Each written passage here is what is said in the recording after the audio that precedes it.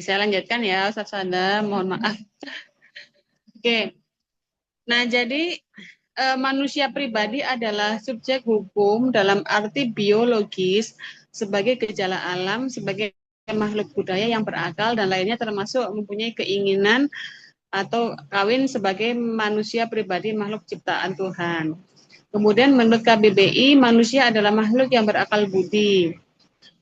Manusia berwujud rohani, berasa, berbuat manusia secara biologis.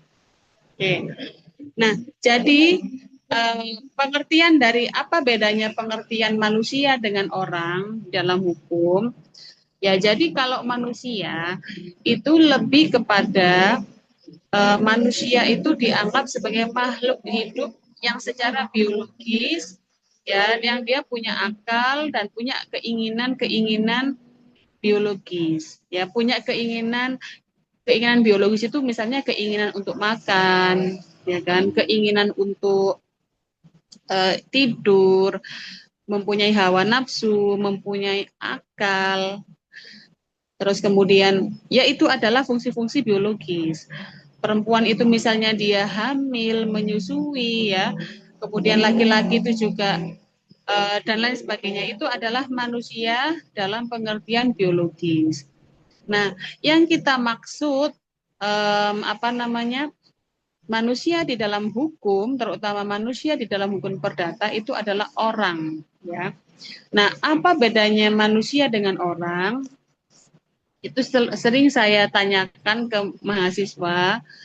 Jadi kalau manusia itu semuanya, apapun bentuknya, kemudian apapun kekurangannya, apapun bentuknya adalah maksudnya apakah dia itu janin, ya bentuknya janin, ataukah bentuknya mohon maaf sudah mayat, ataukah bentuknya itu anak-anak atau orang tua, itu semuanya adalah manusia. Manusia adalah lahir atas kodratnya sebagai manusia apapun kondisinya. Mohon maaf, apakah dia itu gila, ya? Mohon maaf misalnya dia cacat, mohon maaf misalnya dia Down syndrome, ya, itu adalah manusia. Karena dia secara kodrati dia adalah manusia. Nah, tetapi yang dimaksud dengan orang atau naturalistic person itu adalah manusia yang bisa diberi tanggung jawab. Nah, gitu ya. Manusia yang bisa mempertanggungjawabkan perbuatannya. Nah, sekarang anak-anak misalnya anak saya itu kan masih belum bisa eh, apa namanya mempertanggungjawabkan perbuatannya. Nah, maka dia itu adalah seorang manusia tetapi dia belum bisa kita katakan sebagai orang atau naturalistic person yang cakap hukum. Ya, artinya pengertian manusia itu lebih kepada pengertian manusia secara kodrat, ya, secara biological needs, ya kebutuhan apa secara dia itu bahwa dia adalah makhluk hidup dan dia berakal dan seterusnya.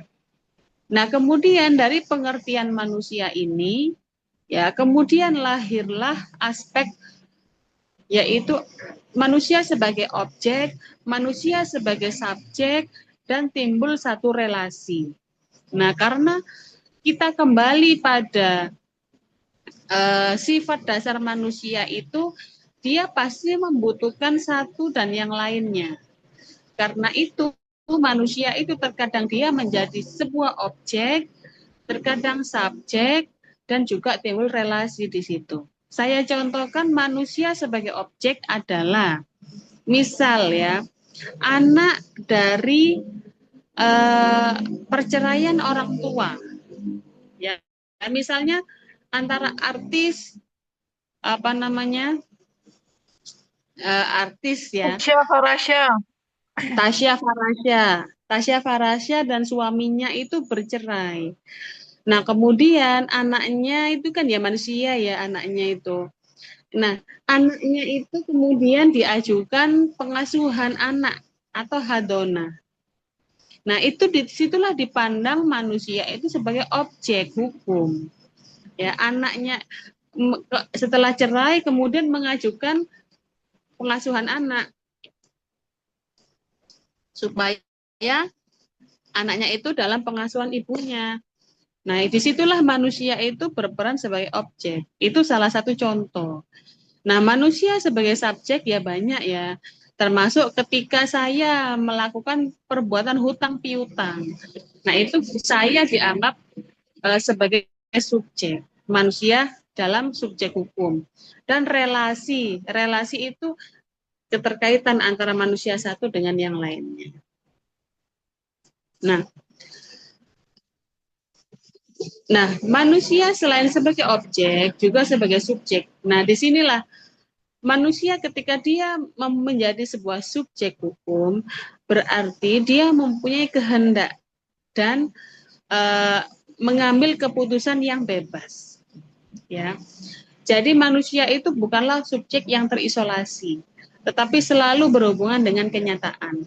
Manusia tidak hanya memiliki kebebasan saja, namun juga kebebasan dalam bertanggung jawab.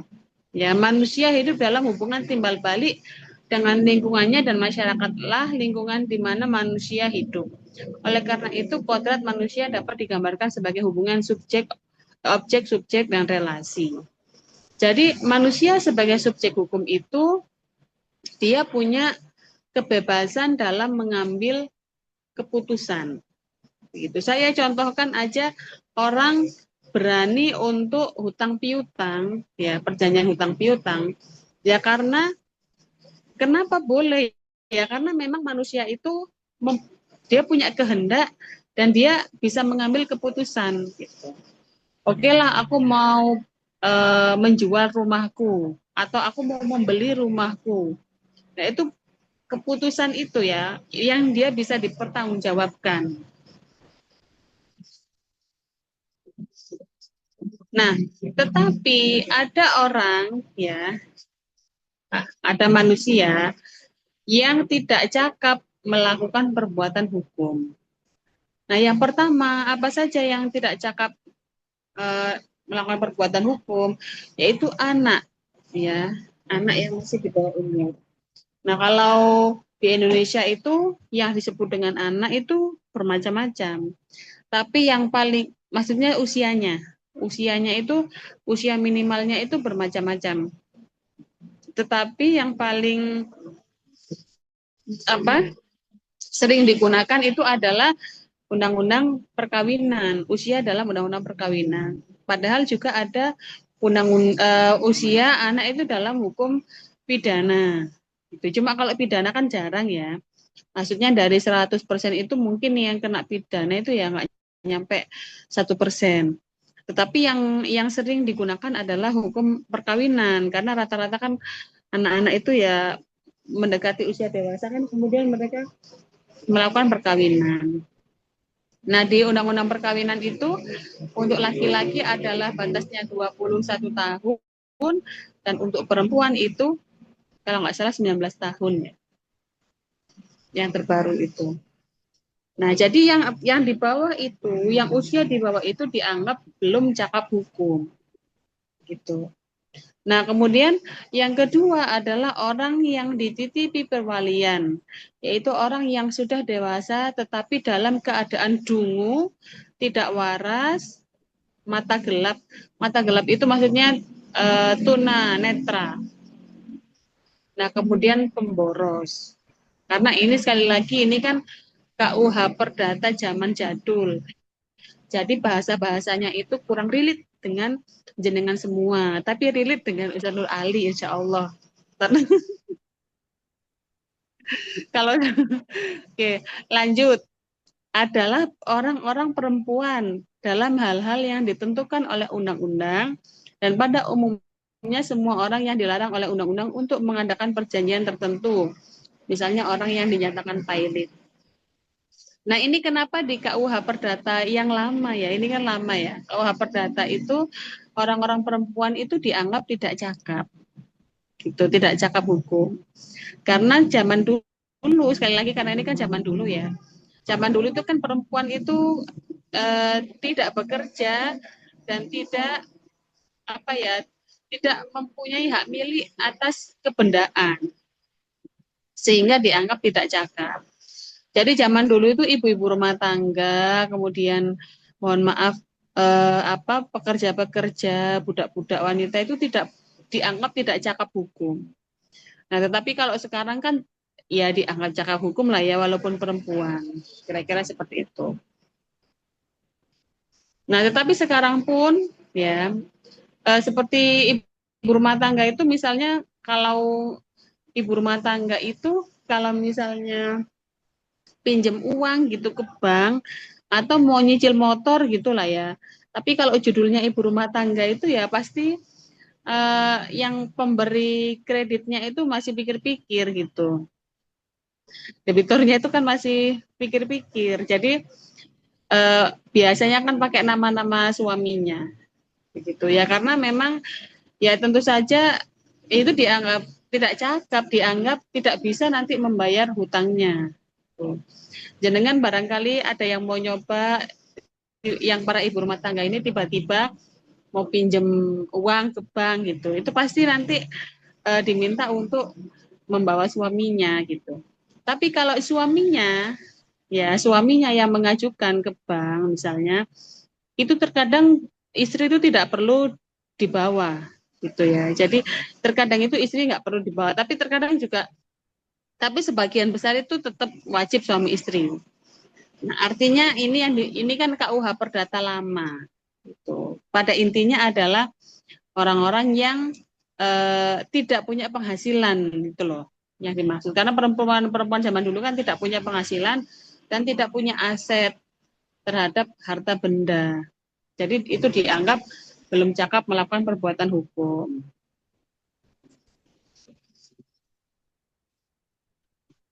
Nah, sekarang yang dimaksud dengan person dalam hukum. Nah, kembali lagi bahwa manusia itu mempunyai hak-hak subjektif dan wewenang tadi ya.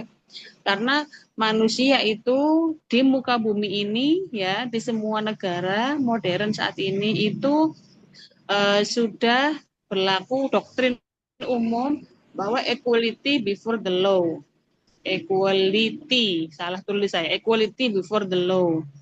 Jadi kesamaan ya kesetaraan di hadapan hukum. Nah, dalam hal ini kewenangan hukum berarti kecakapan untuk menjadi subjek hukum yaitu sebagai pendukung hak dan kewajiban. Oke. Nah, tetapi ada jadi alasan bahwa manusia itu bisa menjadi subjek hukum ya yang mendukung hak dan kewajiban itu adalah di dalam pasal 2 ayat 1 KUH Perdata. Ya. Jadi di dalam perspektif KUH Perdata, walaupun ya dia itu tidak cakap hukum, belum tidak cakap hukum, tetapi ketika ada kondisi di mana dia harus menerima haknya, maka dia harus dianggap sebagai subjek hukum. Contoh, anak anak yang masih dalam kandungan.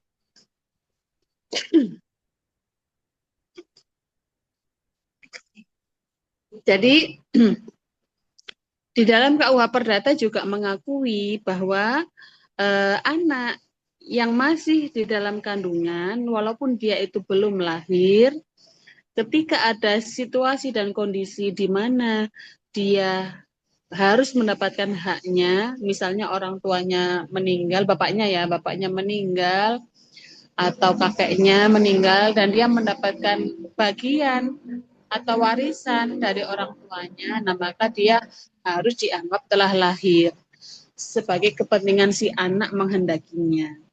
Nah ingat Ustadz-Ustadzah ini adalah hukum perdata Belanda, ya bukan hukum Islam. Sekali lagi ini adalah hukum perdata Belanda.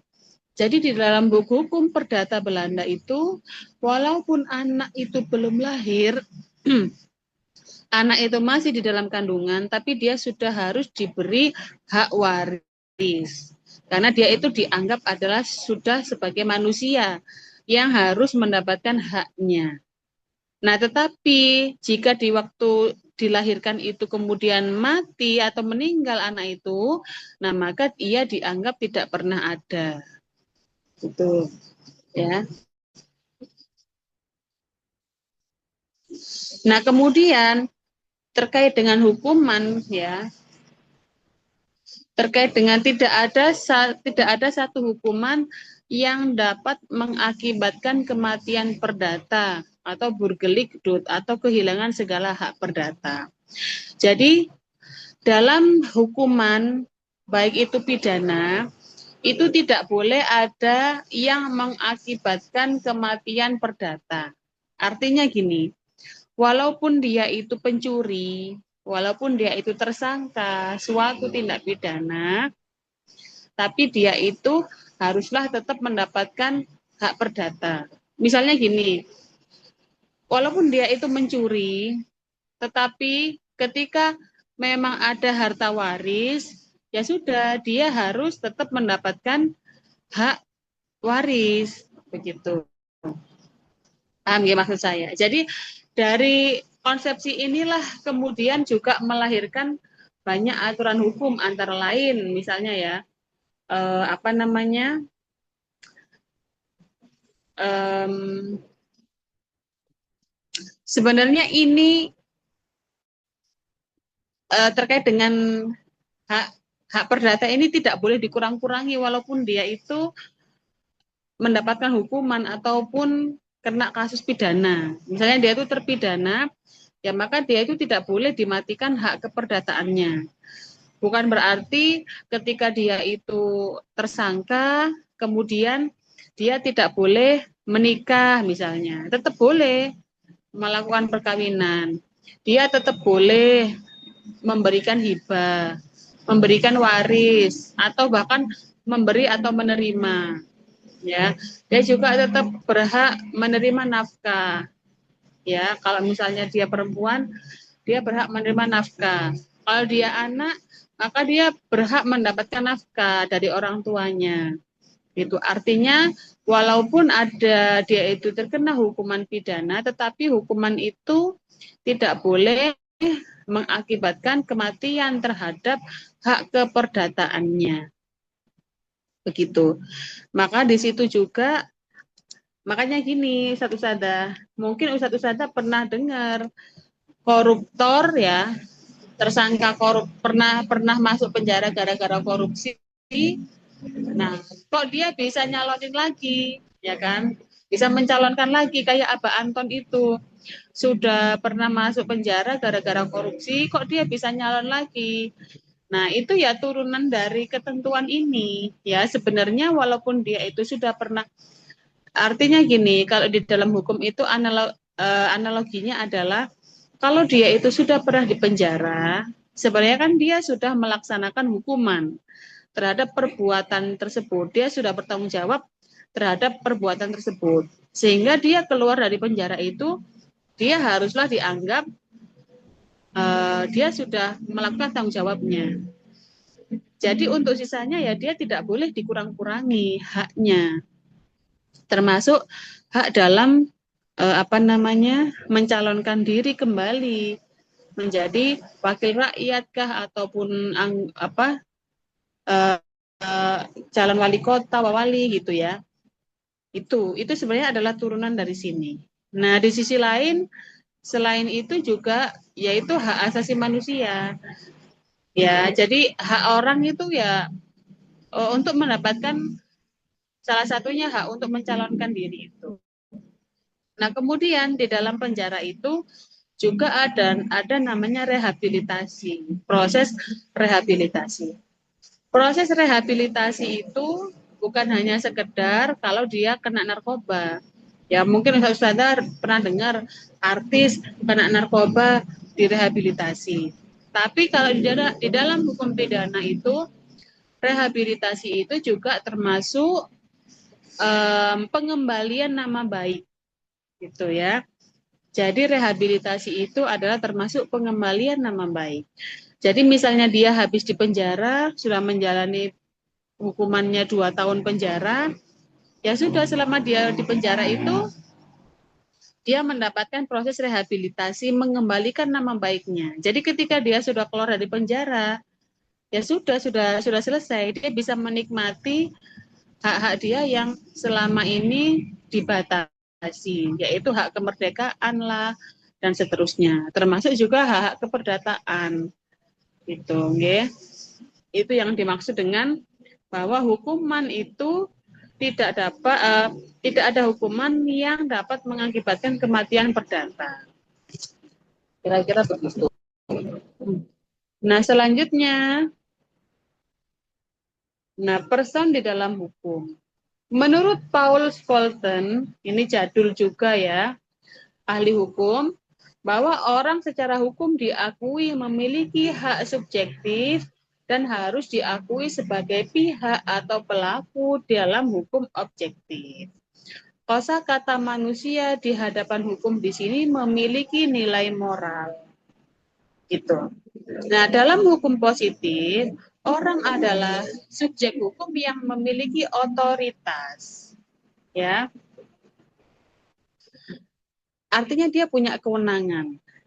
Jadi orang di dalam hukum itu adalah yang dimaksud dengan subjek hukum, ya dia itu yang memiliki kewenangan, memiliki otoritas. Kalau dia tidak memiliki otoritas, nah maka dia tidak bisa dianggap subjek hukum. Nah, ini maksudnya itu kayak gini ya, contoh. Contohnya gini.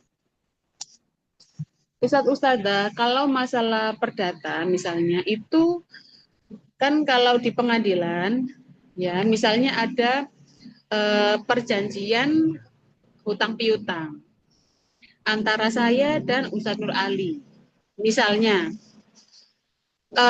saya perjanjiannya dengan Ustadz Nur Ali, saya lakukan hutang piutang itu di saat saya itu belum menikah, misalnya. Di saat saya belum menikah. Jadi perjanjian itu kan hanya mengikat kepada saya dan Ustadz Nur Ali. Oke ya? Oke, sampai situ.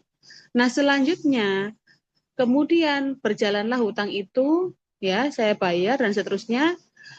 Seiring berjalannya waktu, saya masih dalam keadaan punya hutang kepada Ustadz Nur Ali, saya menikah, ya kan? Saya menikah dengan suami misalnya. Nah, suatu saat ketika saya sudah menikah dan saya punya anak misalnya, dan masih proses hutang itu ya, masih proses saya membayar hutang ke Ustadz Nur Ali misalnya. Nah, anak saya ini yang masih usianya misalnya 3 tahun gitu ya, itu sudah menjadi selebgram anak-anak misalnya. Kayak anak-anaknya artis itu loh ya, yang di situ anak saya itu sudah menghasilkan uang. Nah, satu saat ya, misalnya ini ya, contoh, satu saat hutang saya kepada Ustadz Nur Ali itu jatuh tempo dan saya nggak bisa membayar. Nah, maka Ustadz Nur Ali itu udah mengsomasi saya di WA, Ibu Im segera dibayar. Nggak saya bayar sampai 2 tahun, 3 tahun, 4 tahun. Hutang itu yang 5M misalnya ya, banyaknya 5M itu tidak dibayar-bayar. Nah, akhirnya Ustadz Nur Ali karena sudah capek, kesabarannya hilang, dia menggugat saya di pengadilan. Nah, di sini yang dimaksud adalah subjek hukum yang memiliki otoritas. Jadi, yang digugat oleh Ustadz Nur Ali itu hanyalah saya. Karena saya yang pihak yang hutang pada saat itu, suami dan anakku kan nggak tahu apa-apa. Nah, karena Ustadz Nur Ali itu menganggap saya tidak bisa membayar, tetapi suami saya bisa membayar, atau anak saya yang selebgram itu bisa membayar, maka suami dan anak saya itu turut menjadi tergugat. Ya, turut menjadi tergugat. Nah, tetapi terkadang ya majelis hakim itu menganggap bahwa suami dan anak saya yang menurut Ustadz Nur Ali itu turut tergugat karena di situ bisa jadi ada harta bersama, ya kan? Ada harta masa perkawinan yang itu bisa untuk membayar hutang saya. Tapi kadang di keadaan tertentu, hakim itu menganggap suami dan anak saya itu tidak memiliki kewenangan, ya. Dia itu dianggap tidak ikut, tidak tersangkut paut pada masalah ini, begitu. Di situlah yang dimaksud subjek hukum itu orang yang memiliki otoritas. Nggak bisa orang yang tidak memiliki otoritas itu dianggap subjek hukum, gitu. Jadi dalam hal hutang saya yang kepada Ustaz Nur Ali itu, suami dan anak saya ini bukan subjek hukum yang memiliki otoritas, gitu. Karena kenyataannya kayak gitu. Kalau di pengadilan itu banyak yang turut tergugat. Namanya itu turut tergugat. Jadi yang digugat itu misalnya saya yang digugat ya. Karena saya yang perjanjian hutang piutang. Nah, tetapi selain saya yang digugat itu juga ada turut tergugat. Turut tergugat itu bisa jadi adalah orang-orang keluarga saya atau mungkin suami atau istri saya atau anak saya, ya bisa menjadi turut tergugat gitu. Nah, nanti majelis hakim akan menilai apakah turut tergugat ini sesuai kualifikasinya itu bisa, ya, artinya dia juga berkewajiban membayar hutang. Ada yang tidak bisa. Makanya di masyarakat itu mungkin Ustadz Usada karena kan sudah pengalaman semua ini ya. Mungkin jenengan mungkin ada pernah menemui apa namanya di masyarakat itu ada yang anak itu menanggung hutang bapaknya, ya kan? Ada yang anak itu walaupun bapaknya punya utang tapi anaknya ada yang nggak ditagih. Artinya ya itu tadi ada kadang kondisi tertentu di mana anak itu memang berkewajiban membayar hutang bapaknya. Ada kondisi tertentu di mana ketika bapaknya meninggal ya sudah dianggap hutangnya itu lunas oleh bank. Ya kan? Ada kan yang kayak gitu. Jadi misalnya krediturnya itu meninggal, ya sudah hutangnya lunas gitu. Tapi ada juga keadaan di mana walaupun krediturnya itu meninggal, malah anaknya ya atau istrinya atau suaminya yang diminta untuk melakukan pembayaran. Nah, itu sekali lagi apa namanya tergantung kepada perjanjiannya juga, ya tergantung juga kepada bidang hukumnya apa. Oke, itulah yang dimaksud bahwa di dalam hukum positif subjek hukum yang memiliki otoritas juga itu. Oke.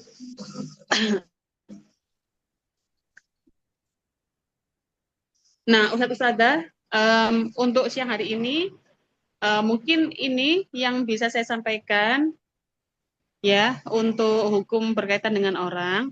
Nanti sisanya jenengan bisa sambil membaca-baca lagi dan nanti kita akan pelajari untuk selanjutnya minggu depan insya Allah badan hukum dan juga nanti akan saya sampaikan terkait dengan pengampuan, alamat, domisili dan seterusnya terkait dengan subjek hukum orang. Tetapi subjek hukum orang itu ya kira-kira ya seperti inilah kira-kira begitu gambaran umumnya. Soalnya ini jam 2 saya rapat lagi. Disuruh rapat. Ini lagi mohon maaf, ini lagi ini apa agak genting di fakultas karena ini kan pelantikan dekan-dekan baru, pemilihan dekan wadek-wadek baru, kaprodi-kaprodi baru gitu Ustazah. Jadi di kantor itu agak apa? Agak hektik karena ini nanti kaprodi baru, kaleb baru, pergantian pengurus gitu. Belum terpilih ya, Bu? Sudah cukup apa Belum pemilihan. Apa sudah? kalau dekannya sudah, Proses. Hmm. kalau dekannya sudah.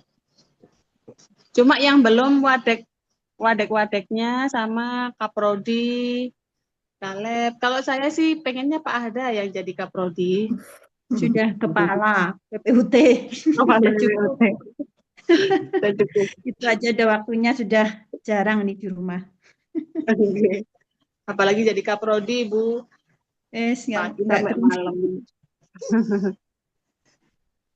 Sudah ya Ustaz Sada ya. Oke, Bu Mohon Im, maaf. terima kasih. Insya Allah nanti kita ketemu lagi terus untuk mata kuliah kewarganegaraan. Kalau saya ganti hari Jumat besok gimana Ustaz Sada? Ntar ya, Bu, saya lihat jadwalnya ya, Bu. Pagi. Apa Bu Im? Soalnya Ustazah hari Sabtu itu ada PLKH sampai sore. Nah, Kalau bisa mungkin saya naikkan di hari Jumat jam-jam 9 gitu. kewarganegaraan ya, Bu Im. Hmm. Kewarganegaraan pagi itu kita sebenarnya kosong, Bu Im. Jam berapa Ustazah Wayu? Kosong. Kita itu Jumat ada masa kuliah sudah kosong, Bu. di jam 2, Bu Im. 2 lebih Jam 2 10. siang. Heeh, kita ada kuliahnya mulai jam 2 lebih 10. Oh. Kalau jam-jam 10 gitu kita kuliah gimana Ustazah? Jumat soalnya, Bu Im. Iya ya. Soalnya habis Jumatnya saya ini kunjungan ke anak magang. Kalau kalau saya karena nggak ngisi khutbah Jumat, Bu Im, nggak apa-apa, Bu Im. Bisa aja, Bu Im. Ya, Bapak-bapak ini. Atau bapak-bapak. enggak jam 9 Oh, enggak, salah atau lebih pagi pagi. jam Mungkin 8. masih ini saya masih ngajar yang Pancasila saya. Oh, iya, iya. Berarti jam 9. Ini berlaku Jam untuk 9 minggu ini saja. enggak, cuma besok aja Ustazah. Oke. Nggih. Insya Allah bisa. Berdata ya Karena bisa. kemarin nggih, karena kemarin itu di SDM saya itu belum muncul nama saya sebagai dosen, jadi saya nggak berani ngajar gitu. Ya saya ceritakan ke Ustazah Wahyu itu. Oh, ya. Jadi ini kita Sebenarnya gabungnya keluarga kelas ini, berapa aja? ya itu sama anak-anak itu. Oh, Kasus sama dulu. anak-anak itu yang Nggih. katam baru Sebenarnya jadi mau gabung, atau enggak? ya, sebenarnya mau saya gabung dengan yang kelas psikologi, yang kewarganegaraan. Heeh. Tuh, nanti insya Allah gabung ya kalau jenengan bisa, tapi yang psikologi itu hari Selasa jam 1 pagi. Jam 7 pagi. Hmm. Yang katam baru Saya jadi sama gabung apa pembuatan?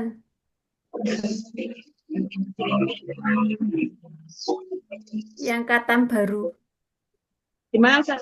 Yang Katam katam yang baru. baru itu ikut di kelasnya Pak Abdul Salam. Oh, Kemarin saya sudah sampaikan, tapi dari pihak AIK yang ada pertimbangan lain, jadi masuknya di kelas Pak Abdul Salam. oke. Maksud saya itu mau supaya masih ada saya itu kalau ada apa-apa kan bisa nanya ke saya gitu loh Bu, ya kan? Oke. Kayak jenengan semua kalau ada kendala-kendala teknis kan bisa nanya langsung ke saya. Tapi kalau saya nggak ngajar mereka kan mereka itu gimana nanyanya ke saya kan mungkin sungkan juga ya. Oke. Kalau sambil kuliah gini sambil curcol-curcol gitu kan enak gitu. Saya Oke. kemarin udah nyampaikan gitu ke siapa ke yang di AIK itu seperti itu. Hmm. Oke. Oke, Bu Mungkin Im. saya cukup ya untuk sekarang ya. Oke, Mohon terima maaf kasih, ya Bu Im. punten Oke. karena udah jam 2. Oke. Mudah-mudahan bermanfaat. Insya Allah kita bertemu lagi. Tetap semangat Ustaz Sada. Sambil dibaca buku-bukunya yang file buku yang saya berikan di materi yang badan hukum. Oke. Oke. Insya Allah minggu depan kita ke materi badan hukum tersebut. Saya akhiri. Assalamualaikum warahmatullahi wabarakatuh. Waalaikumsalam Waalaikumsalam warahmatullahi warahmatullahi wabarakatuh. Warahmatullahi Terima wabarakatuh. kasih, Bu Terima kasih Im. banyak Bu Terima Im. kasih, Ustaz Sada. wabarakatuh. Monggo.